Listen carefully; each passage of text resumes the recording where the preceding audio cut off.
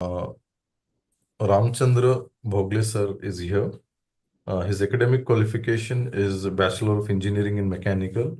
He is President Applied Innovation and Technology Group. He has done his schooling from Saraswati Bhavan School, Chhatrapati Sambhajinagar, and degree from Government College of Engineering. In 1976, he began working as an engineer in the family business, initially in a factory producing hospital supplies. Later worked in at Nirlep factory where he implemented numerous improvement, increasing production by 25 times and expanding the business. Post 1991, entered the automotive industry supplying to it. He is now a key part of three major companies in automotive supply sector.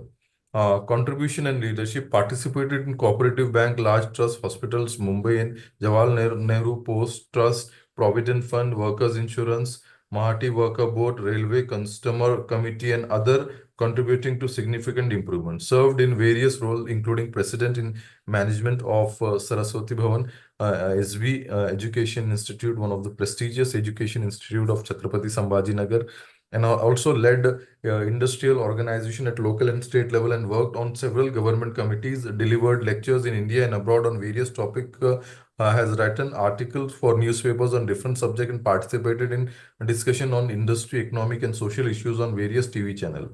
He has received awards from various institutions including FIE Foundation, Maxwell Foundation, Marathwada Mitra Mandal and other for his contribution in diverse field. So indeed it is really an honor and pleasure for all of us to have him here as a resource person.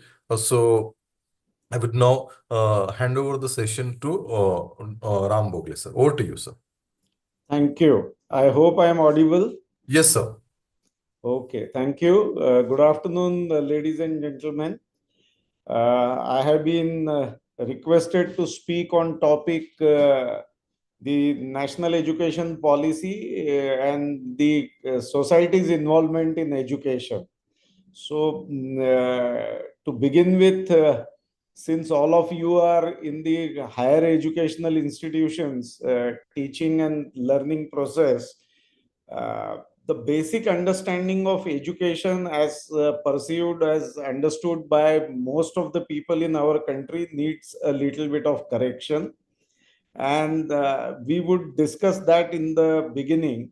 After having discussed that, I think then we can go on to actually understand what the new education, national education policy expects us to do. And then lastly, we will see how we can involve the society in this entire process of implementation of national education policy as has been envisaged by the policy makers.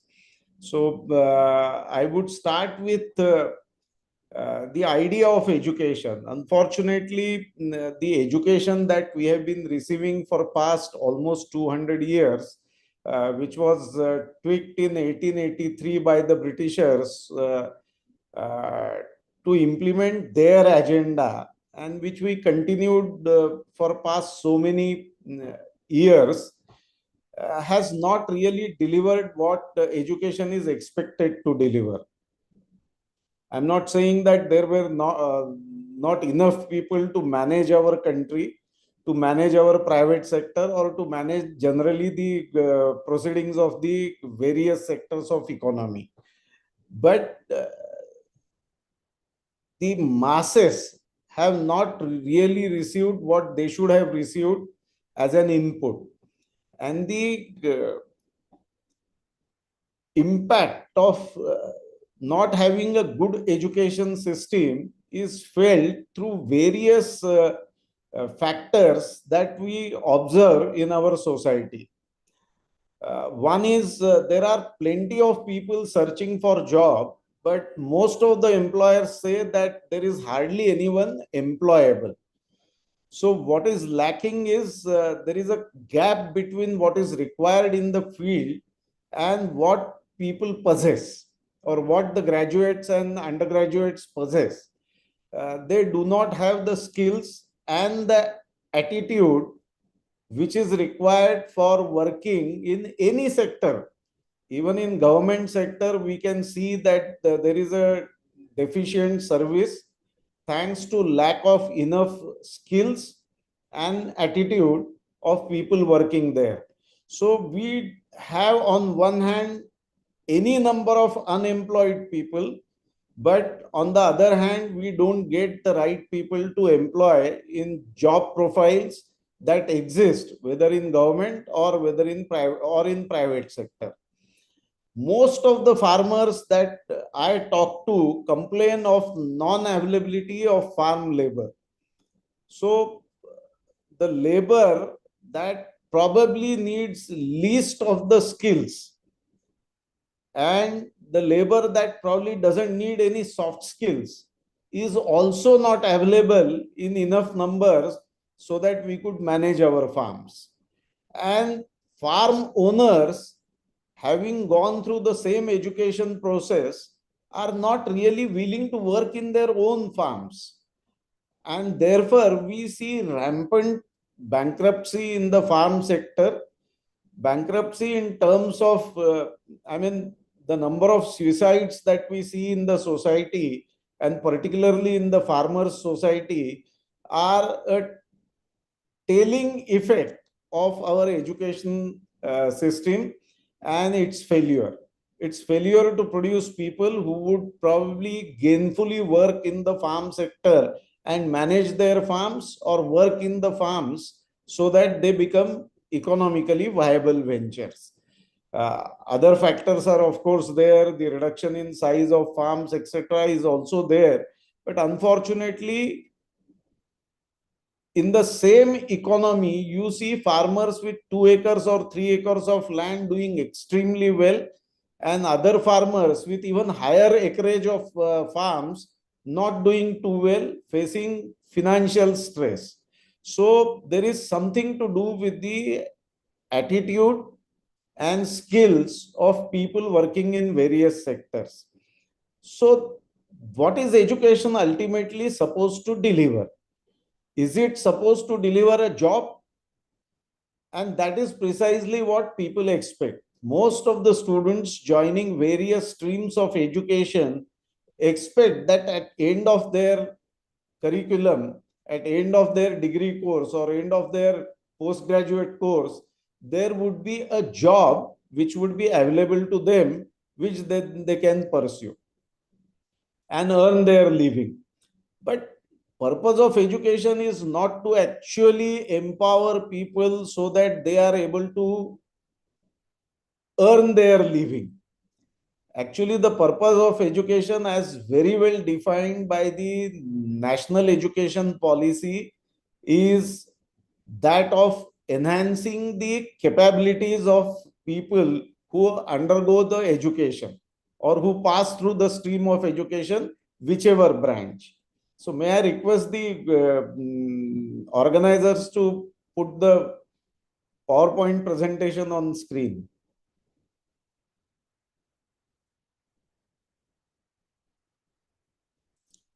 Yeah. So, could you put it in presentation form? Yeah.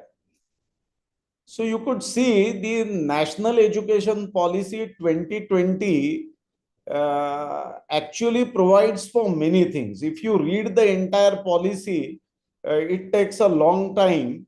What I have done while I was chairman of the Saraswati Bhuvan Education Society, along with most of the teachers working in schools and junior colleges, we actually found the gist of what the national education policy suggests or is actually aiming at.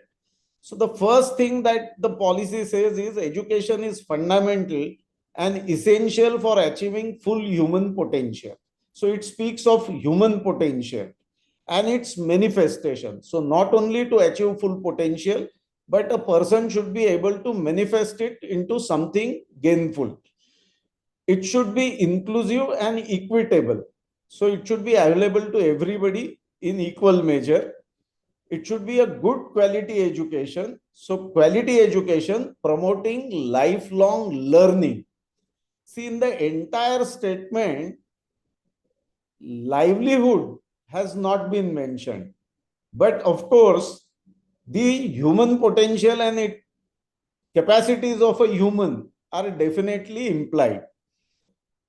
The next statement is the education should develop good human beings having rational thinking and actions. Both thinking and actions have to be rational. Courage and resilience. So they must have courage to act, and they must have resilience and patience. Scientific temper. So not to promote any blind faiths. They must have scientific temper and creative imagination with sound ethical moorings. So all the prior things must be used in sound ethical moorings, with sound ethical moorings. So basically, the purpose of education is to develop a good human being, having rational thinking and actions. So look, in this statement also, nothing has been mentioned about the livelihood. This mentions about the qualities that human beings will acquire through the process of education. They will become ethical, they will become creative, they will have scientific temper, they will have courage and resilience, and they will have rational thinking. So this is the purpose of education as defined by the National Education Policy. Now, where do you impart this education? And what should be the process of imparting education? So education should be more experiential. So it shouldn't be only a dialogue.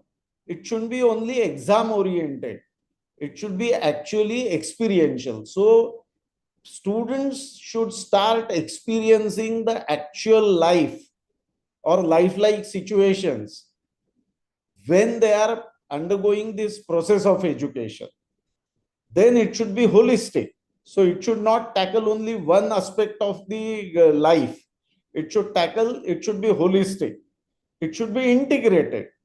So no silos, no only arts education, no only commerce education, only science education, only medicine, only engineering. That's not expected in this new education policy. It should be integrated. It should be inquiry driven. So you need to actually make students ask questions. They should actually face inquiry. They should actually be inquiring about various aspects of what they are learning, what they are trying to study. It should be discovery oriented. So giving a ready-made solution is not expected. Telling them that this is the formula is not expected. What is expected is that they should discover how to arrive at a solution. And therefore, it should be inquiry driven and discovery oriented. It should be learner centered, not the organization centered, but it should be learner centered. So it speaks of putting the student in the center place. So it is the student who is important, and it should be student who should be encouraged to learn, not taught. So teaching is not encouraged, learning is encouraged, and it should be learner centered education. The process should be learner centered. Discussion based. So there should be a lot of discussions, not between only the professors and the students, but the discussions could be amongst the students themselves. So a lot of group discussions should be encouraged so that there is a joint learning. Then it should be flexible. And lastly, but most importantly, it should be enjoyable. Students should not feel burden of learning. They should actually enjoy the process of learning.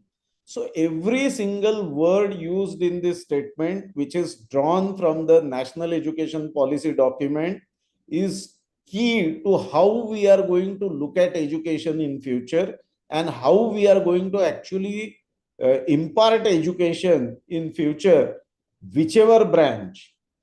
And I'm again repeating, see, silos of various branches that we created over the past many decades are now to be dismantled.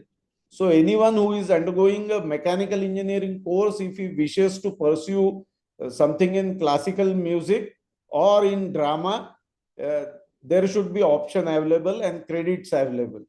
If someone in science wants to pursue something in history, I think there should be an opportunity available and credit should be available for him to actually pursue his interest in history.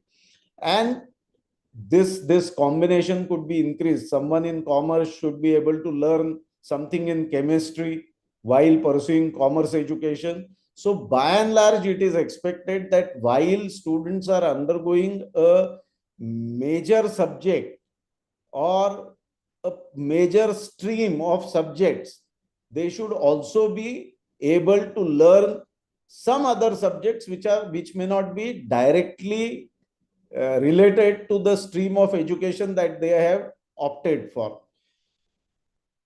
It is not expected that the teachers or professors be giving ready-made solutions and ready-made information. It is expected that students would ask questions and then jointly the class would find answer to the queries raised by any one of the students. Then it should be, as I said, discovery oriented. So all this is very important to make the necessary changes so that we have people whose capabilities have been enhanced and they have the courage and resilience and they have the courage to use those potentials, use those capabilities, use those skills so that they become gainfully employed. So giving a job and getting a job are two different things. If you are qualified enough through skills, through attitude, and through your temper, you are bound to get a gainful engagement. And now I am not using the word employment, I am saying gainful engagement. It could be in form of a job, it could be in form of a small business, or it could be in any other form where the person is gainfully engaged so that the person is also earning, and while earning he is also enjoying his life and also enjoying the process of that gainful engagement. So that's the basic purpose. And now lastly, the policy also comments on educational institutes. So an educational institute must offer safe and stimulating learning environment. It is expected that the premises of any educational institution would be very safe and they would stimulate learning. There would be an environment of learning, wide range of learning experiences and good infrastructure. So within the institution, there should be an environment to offer wide range of learning experiences for the student. If it is not possible to have it within the premises of the educational institution, then it is expected that educational institution in collaboration with students and society would go out and create such environment where students are welcome to actually experience what they are learning. And then the learner must feel welcome and cared for. So if you really look at this, how many of our institutions would qualify to be this? And I particularly would like to say that not many of our institutions would qualify for this. The safety, the caring attitude, the welcoming nature of the institution, the kind of infrastructure which is conducive to flexible learning. I mean, all these things have been envisaged in the national education policy, and we need to look at this entire exercise that has gone into framing the national education policy before we really start discussing how we can involve the society in the process of education. So having commented on the national education policy, let's move to the next step. Next slide, please. See, basically, whenever we discuss education, the foundational requirements or foundational blocks of education that people perceive are mostly a teacher, an institution, a classroom, some kind of infrastructure. These are the foundational blocks that people pursue. But education could be imparted even sitting under a tree. And for education, the foundational blocks that are, that have been there since the times known and unknown and will remain in future are basically knowledge, then skills, aptitude. See, unless the student has certain aptitude, imparting education becomes difficult. Unless the student is willing to acquire certain skills, imparting education is of no use. And then finally, values. You see, without the values, the other three are worthless. And that can be seen by if your values make you very positive, your approach to life is very positive, then you are more likely to succeed and lead a very satisfactory and fulfilling life. But if you have developed ego through your knowledge or through the extremely good skills that you have, or because you are naturally endowed with a lot of abilities, if you have developed ego, then that ego is likely to come as a major hurdle in your becoming very successful in your life, or you're pursuing any career that actually gives you your livelihood and also gives you a lot of satisfaction in the life. What is driving this positivity, what is driving humility is the values, and therefore we need to understand that people with a lot of ego and a lot of negativity, always criticizing, always complaining, are not the people who would actually be leading very happy and gainful lives. In certain jobs, you get paid for doing something or doing nothing, but your life is very miserable because of your ego and because of negativity. I think getting rid of negativity and getting rid of ego is one of the key conditions for actually what is expected, the outcomes expected out of education. And you have to be very positive. And if you are positive, and if you are wanting to find solutions to all the issues that you face, which is called actually the basic purpose of education is to find solutions. It's not to complain, it is to find solutions to the problems that we face as society, as individuals. If that is the attitude, then I think the basic foundational stones, once well understood, and the attitude once understood, your attitude has to be very positive. That would actually help all the students passing through the stream. And if as teachers, as professors, we are able to imbibe this knowledge and this awareness amongst the students, that their knowledge, their ability to use that knowledge through skills, and to make the best use of natural abilities that the God has endowed them with, if they are able to work on them, then their chances of becoming very successful in life increase. And success need not necessarily be measured in terms of materialistic things that you are able to acquire through your life, because that is not really the measure.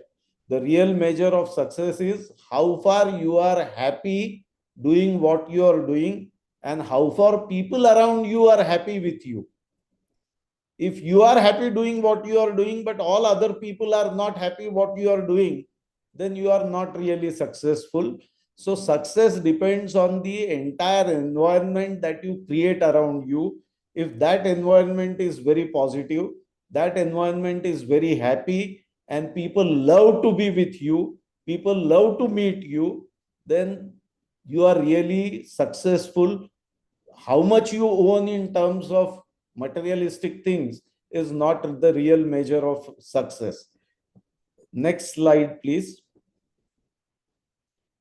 So normally in our education system, we measure the education progress by saying that in school, whether you are in first standard or second standard or third standard, or have you passed your 10th, that is SSC, or 12th, that is HSC, higher secondary. So we measure actually the progression in education in terms of the standard, and then we measure it in terms of the degrees that you acquire or diplomas that you acquire. But these are all papers. These are all papers. If you go through a process without really acquiring much skill, without really understanding much of the subjects, but are able to pass your examinations, then the only skill that you have acquired is to remember what you have been told and to reproduce it whenever asked. So if you have those skills, then you progress through this entire process of education. It doesn't really measure your other facets. But the real progress of education is measured in terms of in very early childhood, whether you remember things. So whether you are able to remember things, and all of us would remember that in our childhood, we were made to recite many things so that we could actually recite them and we could remember them by heart. The next stage of education is actually understanding what you are remembering. So you have started remembering a lot of things, including the mathematical tables, but do you understand what it really means? So the next stage of learning is actually understanding what you have remembered. The third stage is to start using what you have understood. The next stage becomes actually to be able to analyze what you are actually using, what you are remembering, what you are understanding, what you are using. Are you able to analyze it? Then are you able to evaluate it? And the last stage of learning is whether you are able to create something new out of the entire learnings that you have acquired over a period of 12 years, 15 years, 18 years of life that you have spent in various institutions. So these are the 6 steps or 6 stages of learning. And any human being would be at many stages simultaneously. So if someone has understanding of a particular area of subjects, he may be still not be able to remember the other subjects. Someone has understood something in particular areas of subject will probably not be able to utilize entirely the whole understanding. He would be able to utilize a part of that understanding. So that way, if you look at all of us, we at any given point of time are at all the stages of learning. Depending on majoritarily, if you are able to create something new, then you have graduated. If you are unable to create something new, then you have still not reached the last stage of learning. You have still to learn. But if you are able to evaluate, you have crossed a major part of your educational process. And that way, if you start looking at students, that way, if you start looking at people around you, you will realize that the process of education is a continuous process, and therefore the policy speaks about, writes about lifelong learning. Unless you have lifelong learning, you will not reach in majority of the areas that you have touched in your life to a stage of evaluation or creation. And therefore educational progression as measured in terms of uh, degrees is not something that ultimately will come in handy when you pursue a life in the field. Getting a job, maybe it is useful, but actually doing that job very efficiently, it may not be of help. And then enjoying that job, it may not help you at all. So basically, we need to understand that the process of education has to be experiential, discussion oriented, discovery oriented, and the measurement of what student is, which stage he has crossed, should be based on these basic steps. Unfortunately, our examination system fails in many areas, and we are unable to really evaluate where the student has actually reached.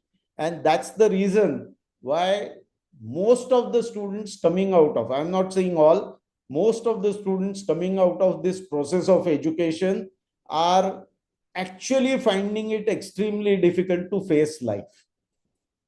Even though they may have a source of earning, still they find facing life very difficult because they have not really been trained to face life. They have been trained only to earn something through a certificate that they have received. And that's not the purpose of national education policy. Having gone through these very basics, now let us understand how an institution should be, what should be the process, what should be the final product.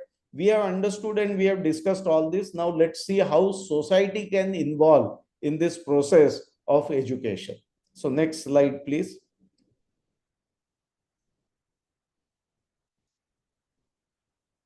Next slide. I think the organizers need to. Am I audible? Hello.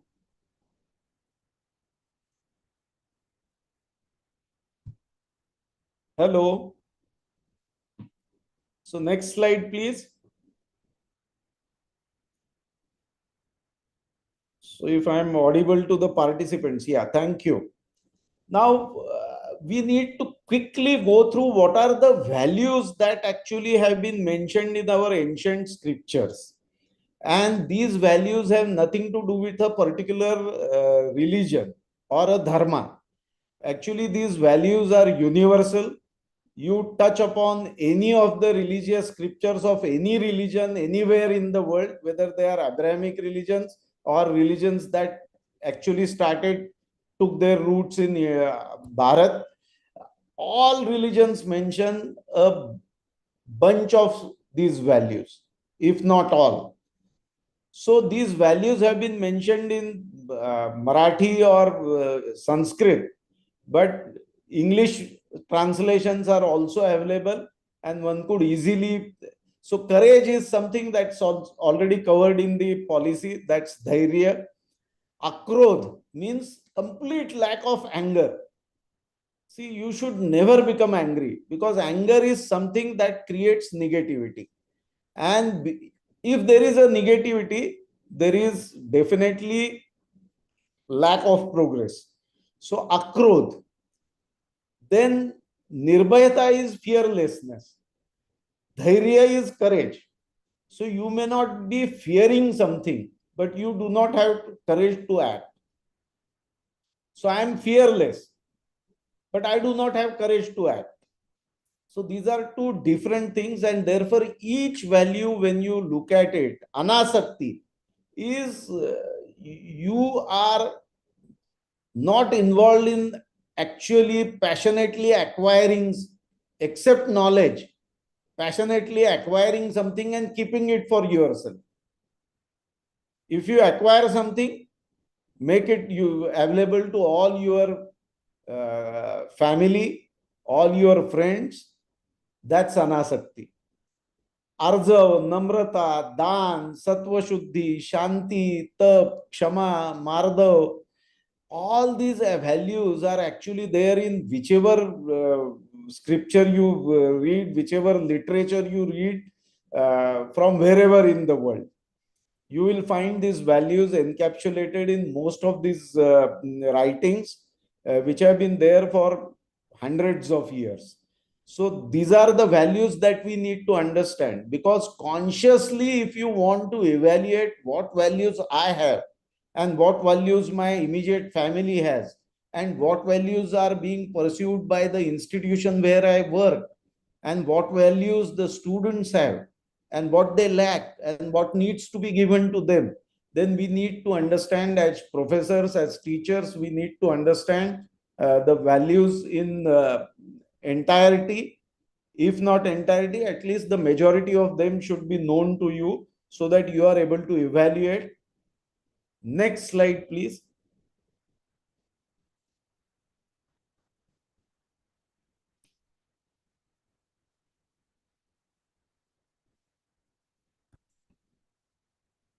Next slide. Next slide.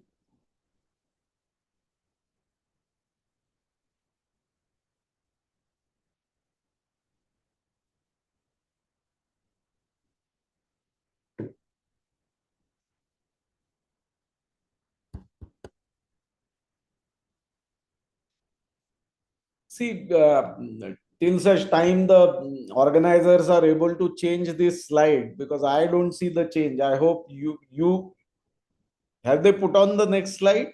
Are you able to see it? Yeah, this is the next slide. So while we were discussing the basics of education, we discussed that we need a lot of skills. But what skills? So we have enlisted some of the skills which are required for leading a successful life. This is not an exhaustive list of skills that a person requires. And then there are attributes. So there are attributes and there are skills. And very interestingly, when you try to actually analyze whether a particular thing is a skill or an attribute or a value, now there is a lot of confusion that is created. If you try to actually analyze some of these words, you would be confused. You would put it in skills, then sometime you would want to put it in attribute, then at times you would also want to put it in value. Like the first word in attribute, dhairya, courage. Courage is a value and courage is also a attribute. So it is also a gun. Though courage can never be said to be kaushalya. It cannot be a skill. So there is a distinction. And why this confusion? See, during our journey of learning about these values, skills, and trying to classify various words under various classifications, we realized that the confusion needs to be cleared by actually discussing each word.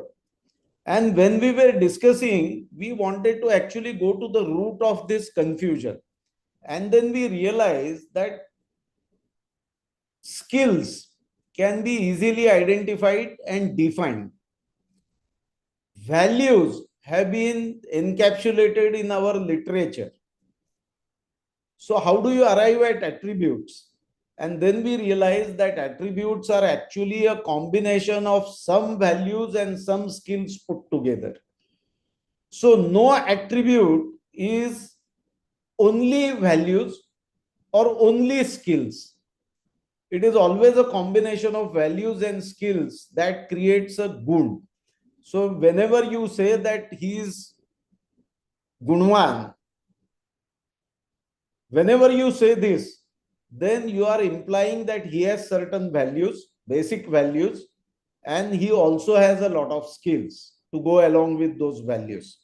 And such combination of skills and values make an attribute. So the more the attributes you have, probably the more skills and more values you have imbibed, and you are likely to be more successful. So just to understand the confusion that is likely to be created, I have mentioned this. Let's move to the next slide. See, we need to understand as to what we are preparing our students for. Actually, a lot of this process is to make them ready for life.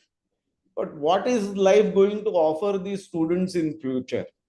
And this slide encapsulates what they are likely to face in their life, what challenges would be there, and these challenges will have to be met head on by the students who are undergoing process of learning at the moment. And whenever they graduate out of your institutions, they would face some of the challenges, a combination of some of the challenges, or maybe independently just one challenge. It will depend on which career they choose, but you need to understand what are the challenges. So a knowledge society free of poverty, inequality, and intolerance is something that we speak of. That's a major challenge that the society faces. Readiness for emerging industry for technologies, new technologies, their impact on nature, and their impact on society. So you need to understand that they are going to actually face these industrial revolutions. They are going to face the new technologies that are being developed. Their impact on society and nature is something they would be facing. Readiness for pandemics, globalization, and climate change. See, we were protected societies by and large. But what you see around yourself through social media and many news that appear in newspapers, you see that there is a turmoil and no one is allowing any protection to anyone. Whether it is societies, governments are talking of open border. Others are talking of multicultural societies. Then they are talking of globalization. All this actually injects a lot of unknowns and lot of actually stresses into your life, and we will have to be ready for that. Then there are pandemics. We have just faced one in form of corona. The earlier one was faced in 1920 and the next one was faced in 2020.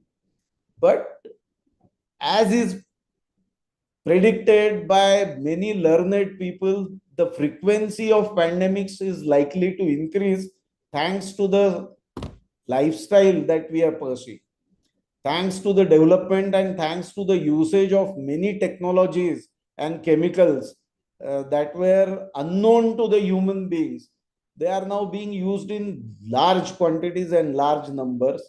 So it is mutating many organisms, and these organisms are likely to create havoc in future, and the frequency of such havocs is likely to increase.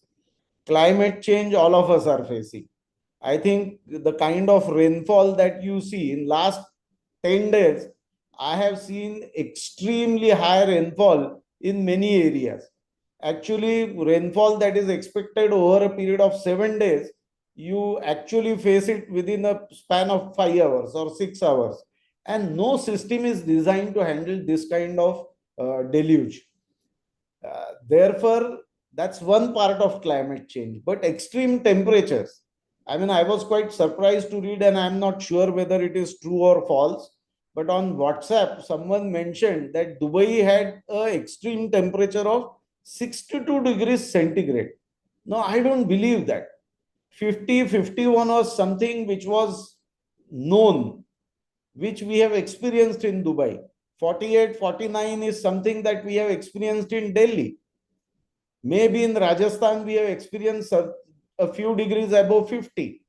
But 62 is something that probably one would experience near a volcano. But now they say that in Dubai, that was the temperature. I don't believe it, but that was the temperature. And the kind of deluge that Dubai and UAE faced a couple of months back, all these are results of climate change, is what the world discusses. And therefore, the society and students will have to be ready to face these disruptions. Then we actually need to create a society.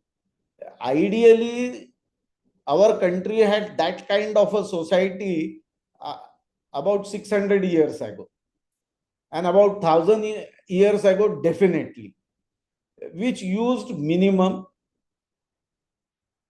which refused many things, which reused most of the things, which recycled most of the things. We believed in recovering everything, and we believed in restoring everything. So if we cut a tree, we believed in planting more trees. We never cut the tree from trunk unless it was really necessary. Most of the time, we believed in pruning branches to use as fuel, but we never cut the trees. And therefore, because we had that kind of a society, we also had prosperity and peace. We will have to recreate that society again. Unless we recreate that society all over the world, the problems that I mentioned earlier are not going to go away. So that's another challenge that the students will have. And then you have youngsters who are aspirational, but their aspirations should not destroy the ecology. So they must have sustainable lifestyles. So that's a major challenge. On one hand, you have aspirations. On the other hand, you need to live sustainable life. I think the society will have to meet these challenges, and more than us, our next generations are going to require to meet these challenges if the human beings have to continue to live and occupy this planet. So these are the challenges, and what kind of skills and what kind of capabilities will be required to meet these challenges.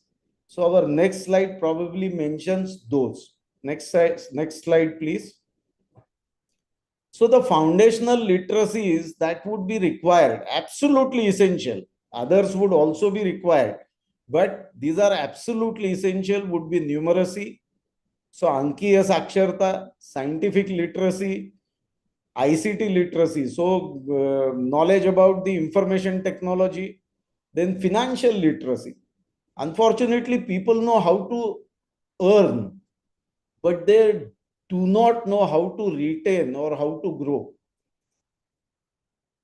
And there are any number of examples which you could see where people are almost at end of their career and they have still not provided for their future. They are expecting others to help them out. This happens through financial illiteracy. So we need to have financial literacy, then cultural and civic literacy. We see educated people misbehaving in society. That is a clear indication of lack of civic literacy. And we need to understand what different cultures mean. What is acceptable in Bharat is not acceptable in Europe. What is acceptable in Europe is not acceptable in Arabia. What is acceptable in Arabia may not be acceptable in Africa. These are different cultures. They have their own ethos, they have their own value systems, and certain things are acceptable, other things are not acceptable. So that literacy is equally important when we are trying to actually create multicultural societies. Otherwise, there would be a lot of chaos. Otherwise, there would be a lot of disruptions, and there would be multiple violent events happening around the world. On social media, we see some reflections of these very frequently now. We need to understand that these are the foundational literacies that a student will necessarily have. What are the competencies that the student will be required? So critical thinking and problem solving, as I mentioned, the basic purpose of education is to actually enhance the capability to understand an issue and to actually resolve, find a solution. So critical thinking and problem solving. You must also create new things. Unless you have creativity and unless you keep creating new things, human life will become very boring. You need to actually create new things, and these new things that you create will have to be sustainable. They can't destroy ecology and accept a new thing and it destroys ecology. It destroys you emotionally. That's not what something we are expecting. So creativity, communication, unless you are capable enough to communicate very fluently what you feel, what you expect, there would be a communication disruption, and that would create a lot of stress. Collaboration, you see, competition is fine. I mean, people talk of competition and people talk of rat races People say that unless you compete, you will be nowhere. My personal experience in life is that I have been competing with myself. If I was X yesterday, am I X plus today is what I have been looking at. If my business was X yesterday, is it X plus today is what I have been looking at. I literally do not worry about my competitors are doing. And this is contrarian thought. Most of the business management books would tell you that you must study your competition very well. But I am saying that if you study your competition very well, then the most likely thing that you will do will be to follow them. But if you want to do something very different, and if the basics are right, if your values are in place, if your processes are in place, if your knowledge base is solid, then what you do is definitely going to be acceptable to a large chunk of society. And you are not looking at servicing everyone. It is impossible to service everyone and please everyone. So you must realize who your customers are, who your stakeholders are, and if you are able to collaborate with these stakeholders, and if you are able to create a collaborative atmosphere, you will find that life becomes much simpler and success becomes much easier to get. So these are the competencies that will be required. And what are the character qualities that would be required? So curiosity is one which will actually create inquisitiveness, that would generate inquiries. So you must stimulate curiosity. You must take initiative. If you have the courage and you are not afraid of failure. So if you are fearless and you have the courage, then you can take initiatives. Then persistence. That was one of the things mentioned. See, unless you have persistence and unless you have grit to pursue a thing till it succeeds, you will not find success. Adaptability. Things change so fast. If you are rigid and if you say, no, no, this is what I have been doing and this is what I'll continue to do in future, then you are not likely to actually succeed. Life becomes very tough on people who are very rigid, who do not wish to change. And I am not saying that you should change for worst. You should always change for good. But there is every possibility available, every point of time to change for good. And that adaptability and flexibility has to be there. You must also provide leadership. You couldn't be a follower all along. In some areas, you have to be a leader. And then social and cultural awareness, which is a part of your persona, is something that is absolutely required. So these are the things that a student must carry from institution when they pass out. The basic literacies, the basic competencies, and the basic character qualities. If they carry this basic, add to these many other things, and they would even become even more successful. But if they carry this, then they will face their life and challenges in their life very successfully, and they would be able to spend very uh, fulfilling life. So with this, let's move to how to involve society. Next slide, please.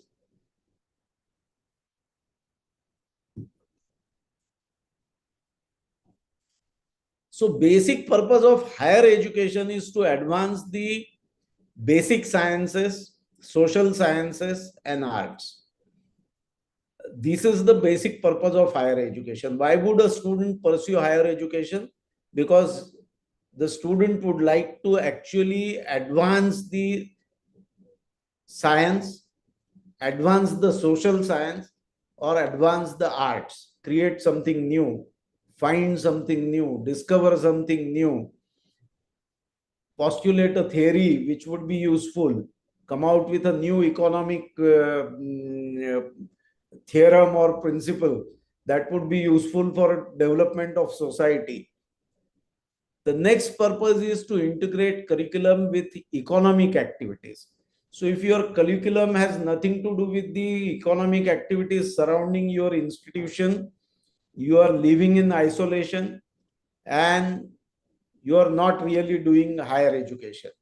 Any institute that's involved in higher education must also make sure that the curriculum is integrated with economic activities surrounding that institution for generating personal and economic advancements. So you are responsible for the society around you, the ecology around you, the economic activity around you. And if you are able to integrate that into your curriculum, that's the basic purpose of higher education. To study and extend help in solving hurdles faced by the society. So if there are any particular issues that the society is facing, it is higher learning institutions which should be able to go to the root and find a solution which would be economically viable and practical. To create new opportunities for gainful engagement by developing technologies, products, and economic models. So if the ecology and the economic activity surrounding your institutions is dated, it is likely to become outdated very soon, then everybody involved in that economic activity would find going very tough. So it is the responsibility of higher educational institutions to continuously monitor what is new that is likely to come, what is like new that we can create here, so that the economic activities surrounding your institution are rejuvenated and they last longer than expected. So if you are expecting a downturn in 5 years time, and in 5 years the activity would probably vanish to a level where most of them will become jobless, then are you able to increase that life by making certain changes and enhance it by another 15 years? So instead of 5 years, people would be engaged for another 20 years, is something that the higher learning institution should get involved in. So this is the purpose of educational higher education. Next slide, please. Now, how to involve society?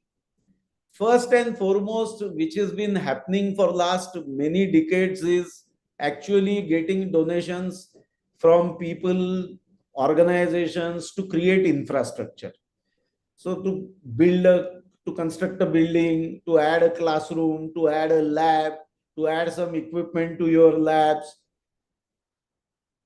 adding to sports facilities. Maybe someone puts up a tennis court, maybe a kho ground, and foots the bill for creating these facilities. Someone gives you a gymnasium hall.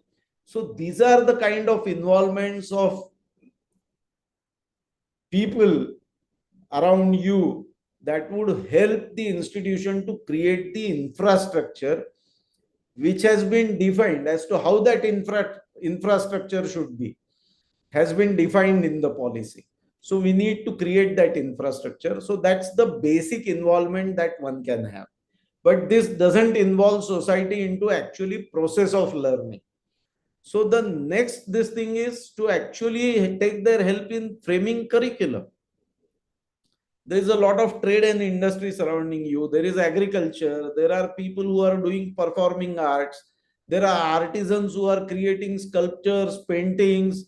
There are craftsmen who are creating many useful items.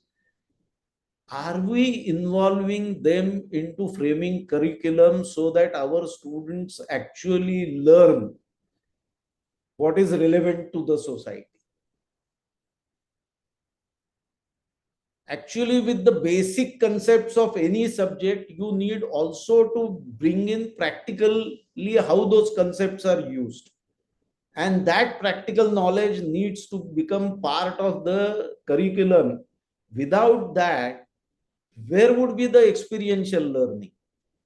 See, if you're only learning theory and not actually looking at its applications and the manifestations of these applications in the society, then there is no experiential learning. So we need to bring these people into framing curriculums. Then funding for sustenance. It is very clear that the kind of expenditure that one needs to actually make on creating a very environment friendly, ecology friendly, and learning friendly institution, the expenses cannot be defrayed through charging fees to students. Nor can we depend on the government to give us funds, unlimited funds. So we need to actually look for funding from society for our sustenance. So unless the society finds you useful, unless the society finds that you are inviting them to participate in various processes, why would they be coming to you and giving you funding for sustenance? See, funding for creating a building is fine, but who would fund paying electricity bill for that building? Who would fund for keeping that building clean? Now, these are sustenance expenditures that you need to incur, and you will need to find resources for this from the society.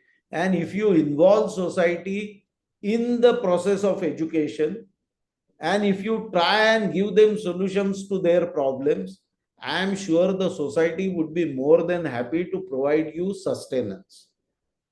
I always wonder how the great learning institutions were created in Bharat 2000 years ago, 2,500 years ago. What was their sustenance?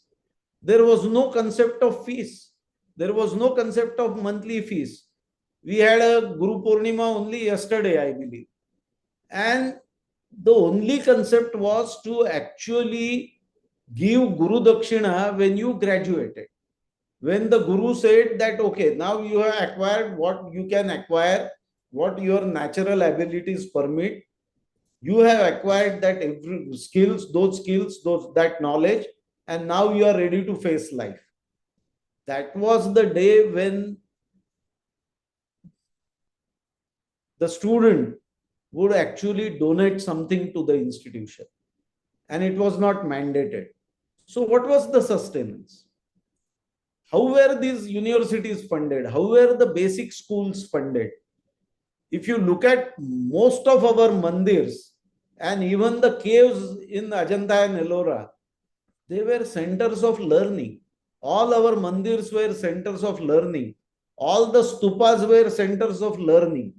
See, there was enough facility there for students to stay. People used to donate land. Kings used to give land. Students and the teachers would work on that land. And from the produce that that land gave, they were sustaining their educational institutions. From the offerings in the mandir, they were sustaining these educational institutions. Any offering there was not for the one who was a preacher, who was a pujari. Those offerings were not for their sustenance. The offerings were for sustenance of the educational activity that was happening. Those lands were donated to the mandirs or given to the mandirs so that the mandir can sustain, the learning can sustain. And therefore, in our language, in our parlance, we call all the institutions of learning as mandirs. That comes from there. One of the girls' school that our society was running was Sharda Mandir. And by and large, you will find many schools named as mandirs. So this came from that, and therefore we need to involve society in making sure that the sustenance is taken care of by society, and therefore their involvement is most important. You just cannot depend on the government, nor can you depend on your students' fee for all the activities that I have mentioned till now. Next slide, please.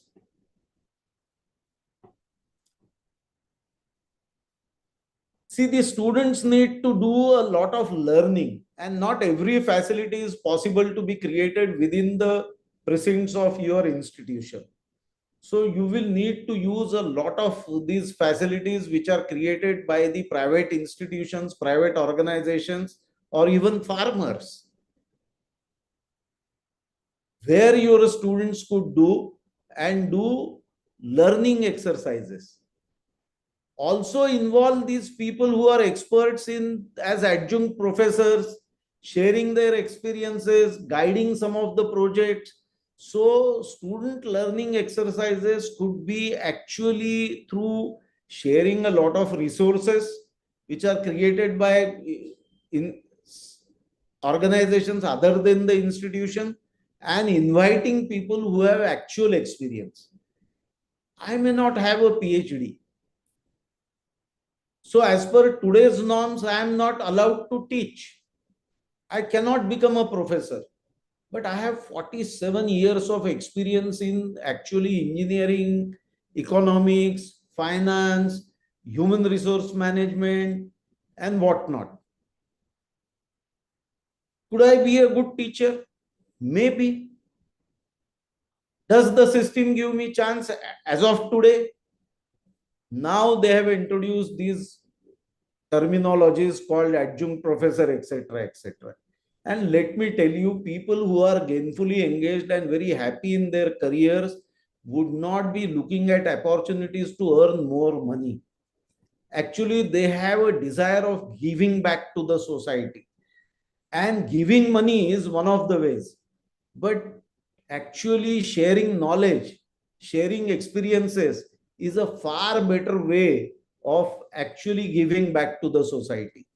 So, how many of us are open to inviting such people to our institutions so that they are able to interact with our students, so that the students gain and the institution gains through these connects? There's a lot of research and development that you need to do. And it's not possible to create every single facility within the institution for such research and development. A lot of social research goes on in actually the field. Is the society willing to answer truthfully the question banks that you create? Are they voluntarily doing it? Are they giving you the right picture? Is the student who is actually engaged in interviewing these people understands their language, understands what really is being conveyed?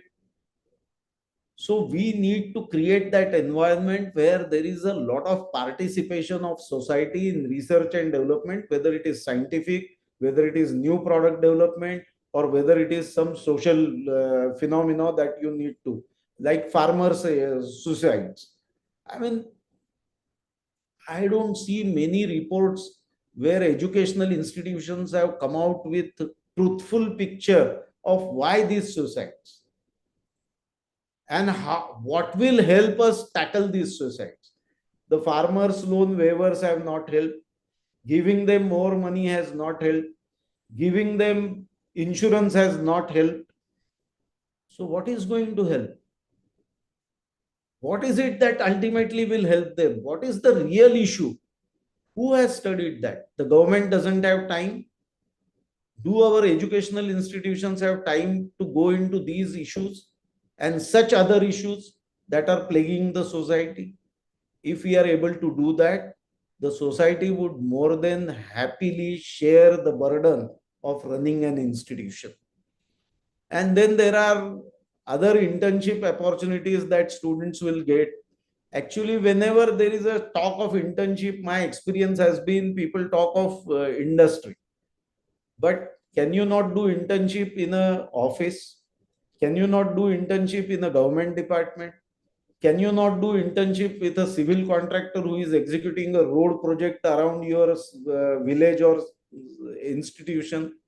Is it not possible that you could go to a bank for internship? Is it not possible that you sit in a credit society, a basic agricultural cooperative society that is practically present in every village? Is it not possible to send your students to these organizations where they can do their internships? Is it necessary that you must have a corporate giant to give internships?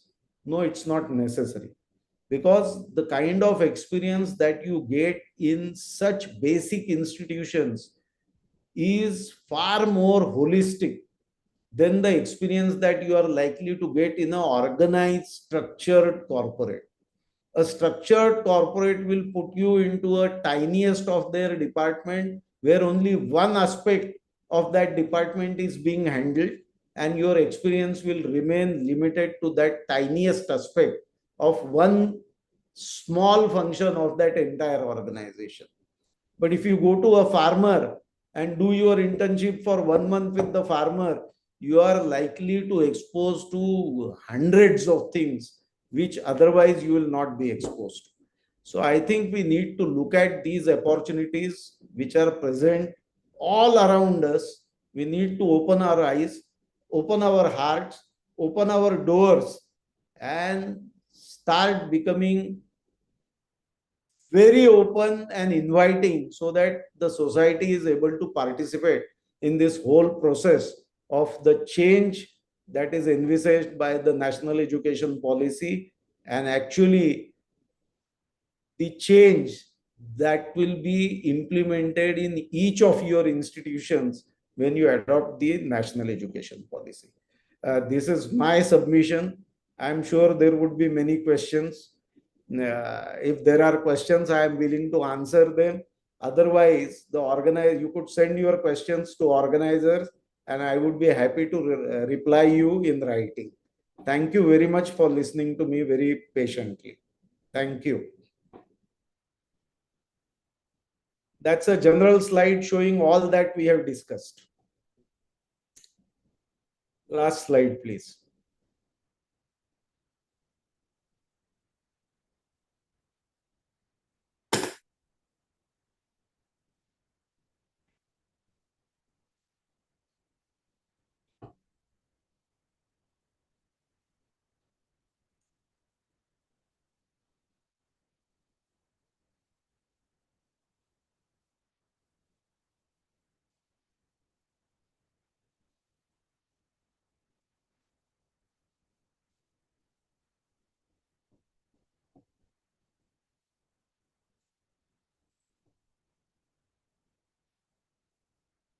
Any question, participant?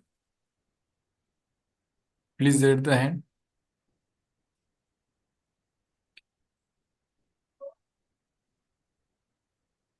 No, sir, no question. Okay. Okay, thank you, sir.